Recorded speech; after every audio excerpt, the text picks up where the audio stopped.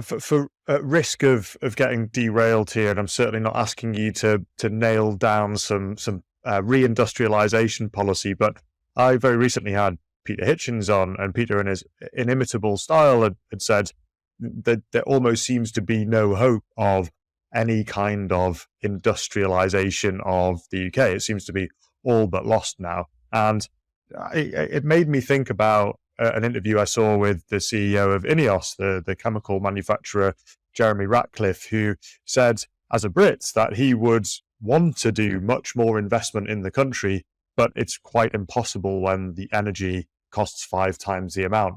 So throwing a few things together in the sky and seeing if they fit, I suppose we've got a Labour government now committed to a renewable energy strategy. They seem to have they seem to be making noises to can some of the nuclear projects that were there. They've obviously stopped drilling in the North Sea. Does it appear that that is taking us down a route of a continued reliance upon just imports and no self-reliance? And also, what would actually need to happen if a country like the United Kingdom wanted to reindustrialise? What kind of policy levers would it have to pull on and decide, and what would it have to turn its back on? Because as someone from the northeast of England, I was running the Great North Run on the weekends, and it finishes in South Shields on the banks of the River Tyne, once one of the most industrial ports the world had. And I couldn't help but walking along walk along the high street and notice, as I do every time I walk around northern towns, is just how there's this faded sense of grandeur, but now it's almost this this tired, broken, empty place, and you kind of walking amongst the ghosts of the past. And I can't help but wonder whether there's a way of getting to something a little bit more self-respecting in the future. What would we have to do? Yeah, I mean, I worked a little bit on industrial policy after I got out in finance. I was talking to some people around the Tory party who were interested in a couple of MPs there, the New Conservatives, if anyone remembers, before the collapse time. And look, reindustrialization is hard enough. We can talk about the positives in a minute. But it's one of those things, again, like I said, we're piling up third rails, like things we're not allowed to talk about.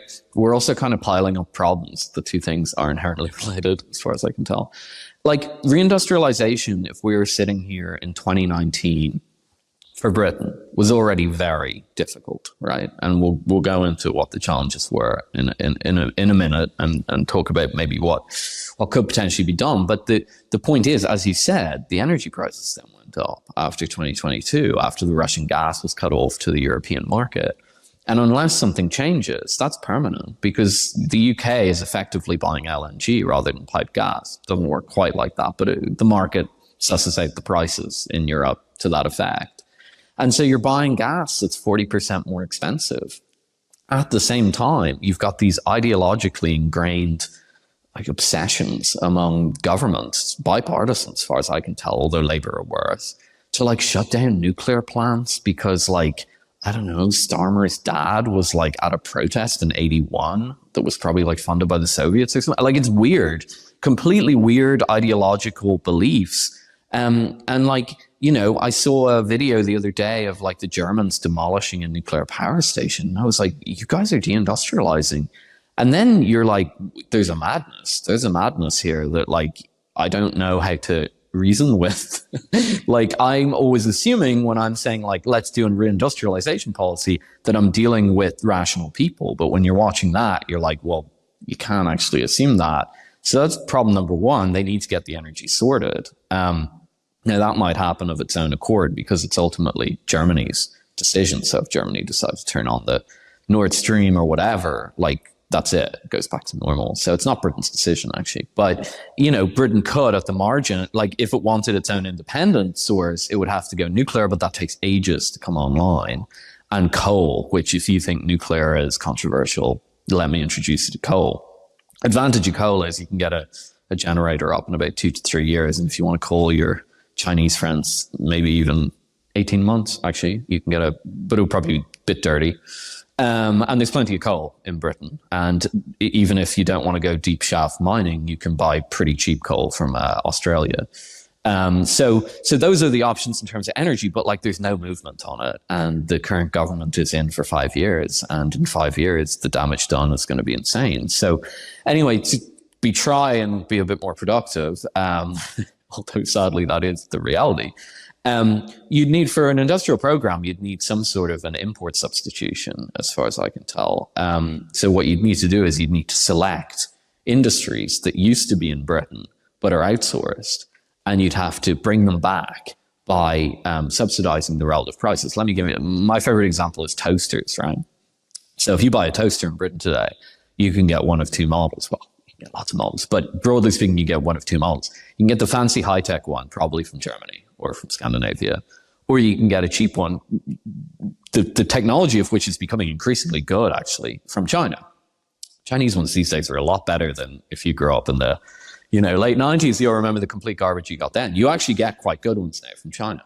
Now, Britain does make Rolls-Royce engines. So I'm pretty sure they can make a toaster. Now, there's a dearth of engineering talent. There is a dearth of engineering talent, and secondary education and tertiary education needs to be restructured if it wants to reindustrialize. But, in theory, you could pull in, for example, Indian engineers if you're offering high enough wages. So what you'd need to do is basically have a replacement. Let's say that the difference between a Chinese toaster and a British toaster, assuming we can't compete with German toasters, which I think is reasonable. I remember toaster is just a metaphor for all sorts of tech. You compete with the Chinese one, and let's say that the cost differential for production is, 40% or something like that in terms of wage costs or price or whatever. And so you subsidize it to that effect. And what that does is it closes your trade deficit, because the imported toasters just disappear and they're replaced with toasters on the domestic market. Now, note that what I'm advocating here is really low tech. I'm not saying like people today are like, well, we should subsidize chip production to become the leaders in chip production. This is complete economic garbage. This is complete nonsense. Look, being a chip producer is geostrategically important. Like, the Americans want to control the chips on China because they want to control China. Okay, but those are geopolitical games. Those are like Doctor Strangelove stuff. And to be honest with you, as much as people like playing them, they don't matter as much as the people playing them think they do. What actually matters for economies is the more meat and potato stuff, I'm afraid. And so, all that stuff about chip production, I'm kind of like, whatever. You're probably not going to impact it that much. I'm not against subsidization of chip factories or whatever, but building a bunch of chip factories isn't going to close your trade deficit. Open up your trade statistics account and you'll see that your trade deficit's full of like jumpers and toasters. And like, you can actually substitute them quite easily, like as long as you're willing to spend some money on it.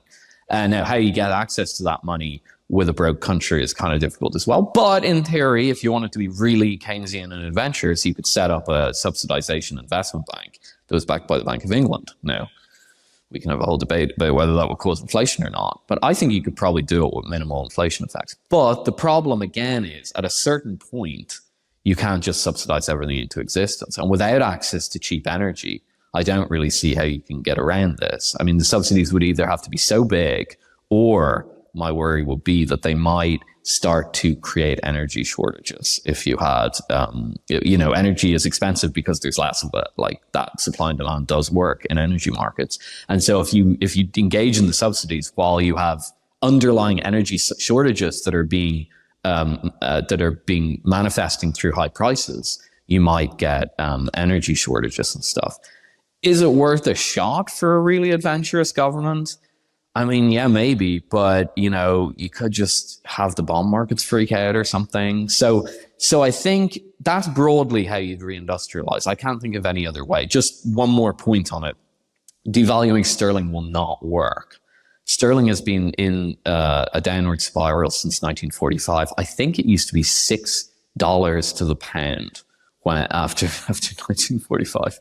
So sterling's been coming down constantly, and the trade deficit continues to open up. Now, we can't go into all the details of why that is, but I just want to be really clear. Some countries, devaluation works for them. Britain, it does not work. So to my mind, without an extreme of like a 80% collapse in the sterling, I think any sterling decline will only feed through by higher import prices and inflation.